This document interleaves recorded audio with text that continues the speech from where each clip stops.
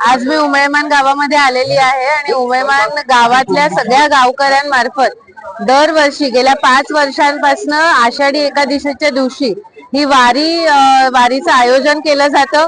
उमयमान हनुमान मंदिरापासून ते आचोळ्याचं विठ्ठल मंदिर आहे अशी 6 किलोमीटरची ही वारी इकडनं काढली जाते आणि मी उमयकर वासियांचे खूप मनापासून आभार मानते की ज्यांना पंढरपूरला विठ्ठलाच्या दर्शनासाठी वारीमध्ये जाता येत नाही अशी सर्व लोक या वारीमध्ये येतात, सहभागी होतात आणि विठ्ठलाचं दर्शन करतात, विठ्ठलाचे आशीर्वाद घेतात। त्यामुळे या वारीमध्ये सगळ्यांनी यावं आणि या विठ्ठलाचे आशीर्वाद घ्यावेत अशी मी सगळ्यांना विनंती करते। धन्यवाद। मेरा नाम आजाद खान है, मैं इस गांव में रहता हूँ। मेरा स्टील का वर्कशॉप है। ये मंदिर मैंने बना के दिया है अपने भाईचारे के लिए। सब गांव में हम लोग मिलजुल के रहते हैं, हम यहीं पे रहते हैं। साथ में उठना बैठना खाना पीना सब जो भी है एक तरीका है। माझं नाव विवेक कृष्ण पाटील, मी उमयमानचा गावकरी, माजी नगरसेवक। आज आमचं उमयमानचं हनुमान मंदिर आहे। हे जवळजवळ 1930 साली आमची मूर्ती स्थापन इकडे केलेली आहे। त्याच्या अगोदर छोटं मंदिर होतं, परंतु जी आजपर्यंत जी मूर्ती स्थापन केली आहे ती अजूनपर्यंत भंग पावलेली नाहीये।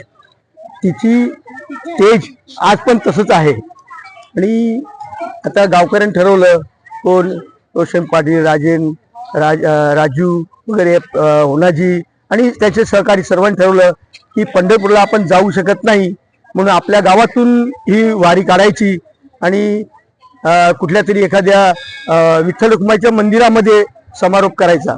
तसं त्याप्रमाणे गावकरी जमून, गावातील सगळी बाया मंडळी, पुरुष मंडळी सगळी जमून हा आमचा आजचा सोहळा केला जातोय। गेली 5 वर्ष झाली आणि त्या लोकांचा चांगला प्रतिसाद मिळतोय आणि लोकांना पण समाधान मिळतं। आपण पंढरपूरला नाही जाऊ शकलो तरी पण आपण वारीमध्ये सामील झालो। आता ही वारी आमची उमयमान ते आचोळ्याच्या विठ्ठल मंदिरापर्यंत आपण विठ्ठल रुक्माई मंदिरापर्यंत जातोय पायी। या आषाढी एकादशी या महिन्यामध्ये लोकांना काय आव्हान करा? लोकांना आव्हान कराय की काय, परमेश्वराने यावेळी चांगला पाऊस पडलेला आहे, असाच पाऊस पडू दे आणि सगळ्यांना सुख समाधान मिळू दे आणि सर्व सुखी राहू दे असं आपण आव्हान करू। माझं नाव यशवंत कृष्णा चौधरी बुवा, आचोळ्या गावातील माझं भजन मंडळ आहे। आता मी ट्रेनमध्ये सर्व्हिसला ज्यावेळेस होतो BMC मध्ये, त्यावेळेस मी ट्रेनमध्ये 21 वर्ष भजनाचा कार्यक्रम ट्रेनमध्ये केलेला आहे।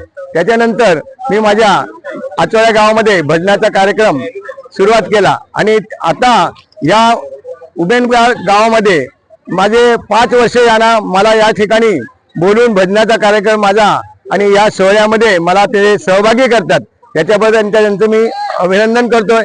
आणि आचोळ्या गावातील माझ्या जीवदानी प्रासादिक भजन मंडळ या ठिकाणी उमयमान गावामध्ये जे काही कार्यक्रम असले, कार्य असलं, काही असलं तरी ते माझ्या भजनाचा कार्यक्रम इकडे ठेवत आहे। या हनुमान मंदिर मध्ये प्रत्येक वर्षी मी भजनाचा कार्यक्रम करतोय आणि असंच करत राहावं अशी एक परमेश्वराकडे प्रार्थना करतो की ते लोक मला यात सर्व या कार्यक्रमामध्ये बोलवतात, त्याची माझी खूप आनंद आहे।